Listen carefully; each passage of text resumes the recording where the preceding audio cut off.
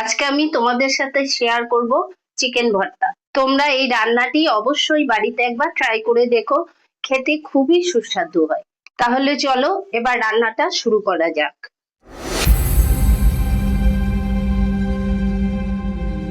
আমি প্রথমে চিকেনগুলোকে রসুন আর একটু জল আর একটু নুন দিয়ে সেদ্ধ করে নিচ্ছি।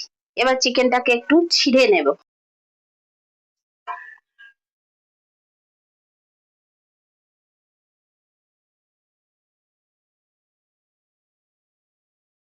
তার জন্য লাগবে টমেটো বাটা, আদা রসুন কাঁচা লঙ্কা বাটা, এখানে দই আর 8টা মতো কাজু বাদাম দিয়ে পেস্ট করা, আর এটা ক্রিম।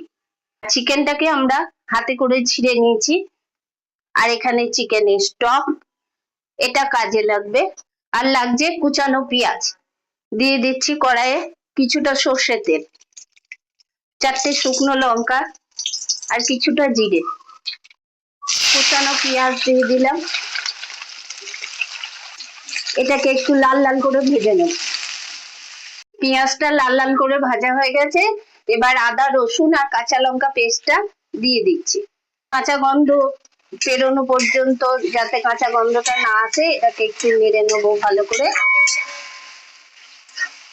দিয়ে দিচ্ছি কিছুটা হলুদ গুঁড়ো, ধনে গুঁড়ো, জিরে গুঁড়ো, লঙ্কা গুঁড়ো, কিছুটা নুন আর টমেটো পেস্টটা।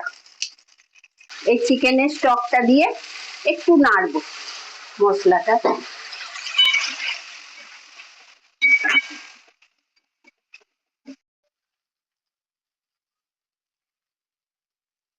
চিকেনের সাথে যে রসুনটা দিয়ে সেদ্ধ করেছিলাম, সেই রসুনটা দিয়ে দিলাম।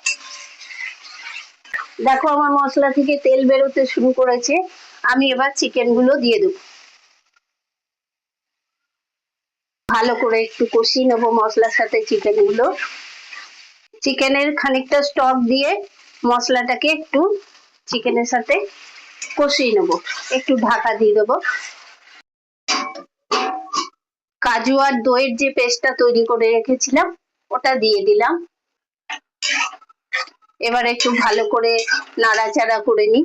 খানিকটা চিনি দিয়ে দিলাম, একটু ঢাকা দিয়ে রাখি। কিছুটা ফ্রেশ ক্রিম দিয়ে দিলাম। এবার একটু নেড়ে চেড়ে ভালো করে আবার কমিয়ে কিছুক্ষণের জন্য ঢাকা দিয়ে রেখে দেবো।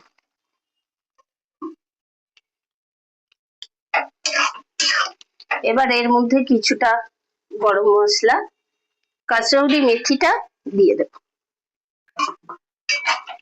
দিয়ে একটু ভালো করে নেড়ে আর একটুখানি ঢাকা দিয়ে রাখবো। দুটো ডিম সেদ্ধ করে নিয়েছি, এটাকে একটু কুচি কুচি করে এর মধ্যে দিয়ে দেব।